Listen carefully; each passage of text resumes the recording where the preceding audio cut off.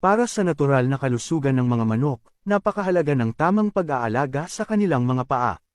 Ang kalusugan ng mga paa ng manok ay direktang nakakaapekto sa kanilang pangkalahatang kalusugan at kalikasan sa pagkilos. Kung ang kanilang mga paa ay may sugat o impeksyon, maaaring mahirapan silang maglakad, kumain, at maging aktibo. Isa sa mga pangunahing problema sa paa ng manok ay ang tinatawag na bumblefoot, na isang uri ng impeksyon na dulot ng bakterya. Karaniwan itong sanhi ng matigas o magaspang na sahig ng kulungan, kaya mahalaga na panatilihing malinis at malambot ang kanilang tinatapakan. Unang hakbang sa pag-aalaga ng paa ng manok ay regular na paglilinis ng kulungan.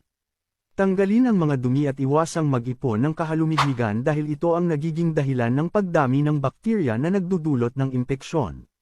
Siguraduhing tuyo at malinis ang sahig ng kulungan at gumamit ng malambot na sapin tulad ng ipa o dayami.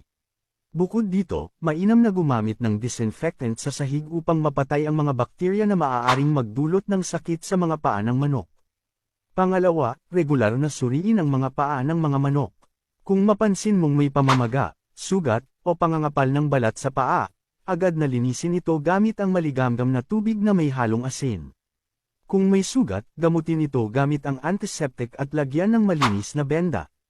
Iwasang hayaang mabasa o madumihan ang sugat,